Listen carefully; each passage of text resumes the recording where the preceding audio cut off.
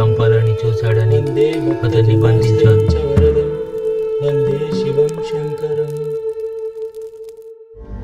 ఉత్తర భారతదేశంలో కైలాసగిరికి సమీపంలో ఉన్న సుందరమైన రాజ్యం ఇది. ఇంతటి సుందరమైన రాజ్యాన్ని పాలించే రాజు గర్గారుడు తన పేరుకు తగినట్టుగానే క్రూరమైన బుద్ధి గలవాడు. ముఖ్యంగా అరుణాచల గ్రామంలో ఉండే గిరిజనులను తక్కువ జాతి వారిగా చూస్తూ అప్పుడప్పుడు తన కోపాన్ని ప్రదర్శించేవాడు. ఇక సైనికులు విచ్చలవిడిగా గిరిజనుల స్థావరాల మీద పడి వాళ్ళు కష్టపడి పండించుకున్న ఆహార పదార్థాలను ఎత్తుకెళ్లేవారు. ఎవరైనా ఎదురు తిరిగితే వాళ్ళ స్థావరాలని తగలబెట్టి దారుణంగా హింసించి చంపేవాళ్ళు. ఈ అన్యాయాన్ని చూడలేక శివభక్తుడైన వామదేవుడు విప్లవకారుడిగా మారి వన మహర్షి అనే గురువు దగ్గర సకల యుద్ధ విద్యలు నేర్చుకొని వన మహర్షి ఆశీర్వాదం తీసుకుని గర్గారుడిని చంపేందుకు బయలుదేరాడు.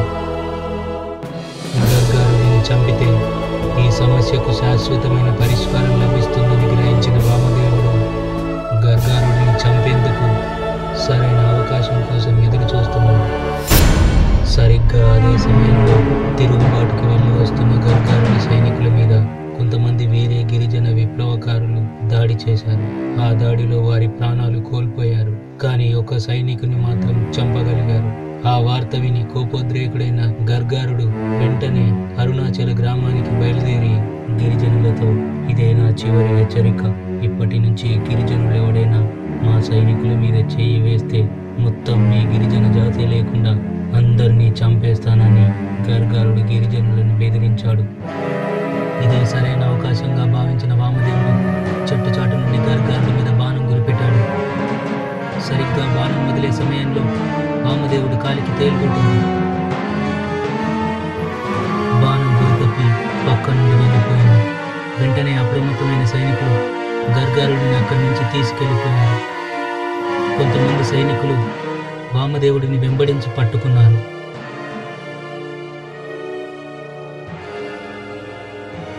తనని చంపడానికి చూసిన వామదేవుడిని చిత్రహింసలు పెట్టి చంపాలని, అంతేకాకుండా వెళ్ళి మొత్తం గిరిజనులందరినీ చంపేయండని సైన్యాధిపతిని పంపించాడు.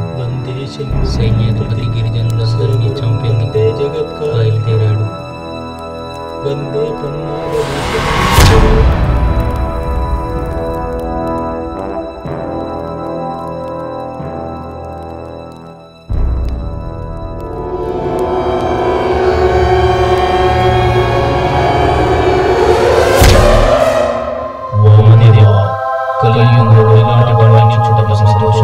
నాకు ఎంతో ఇష్టమైన అరుణాచల గ్రామ ప్రజల్ని కాపాడవలసిన బాధ్యత నీదే. ఈ త్రిశూలం నీకు తోడుగా ఉంటుంది. అంతేకాదు, ఆ మహావిష్ణువు నీ కోసం తన గరుడులను భూమి మీదకి పంపించాడు. మరి కాసేపట్లో ఆ గరుడ ఈ కొండ మీదకి రాబోతుంది. వెళ్ళి అమాయకులైన గిరిజనులను రక్షించు. శుభముగా.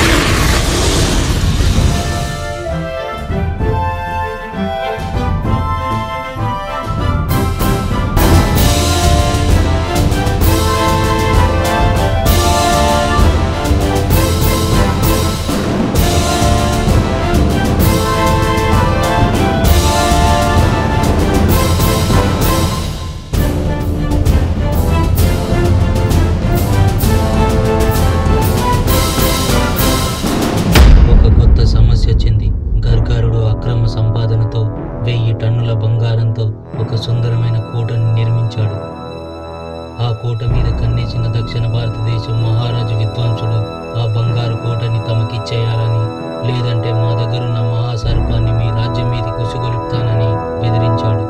అయినా సరే మహాబలి భయపడకుండా ఎలాంటి సమస్య సమస్య వచ్చినా ఎదుర్కోవడానికి సిద్ధంగా ఉన్నాడు.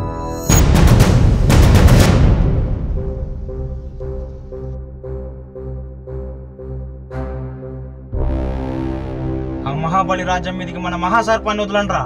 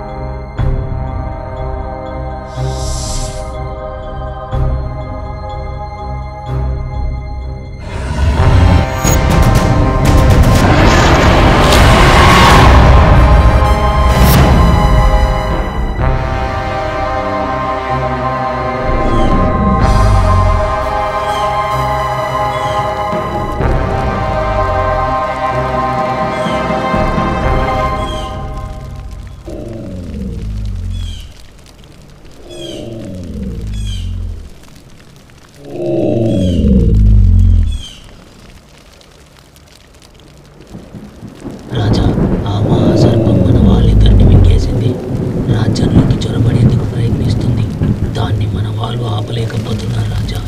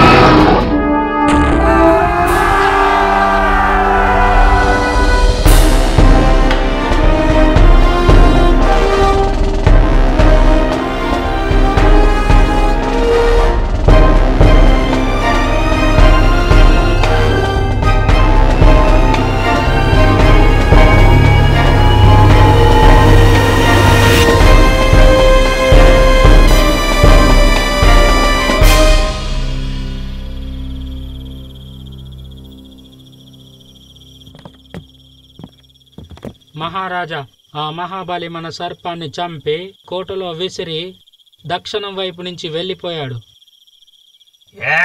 మహాబలి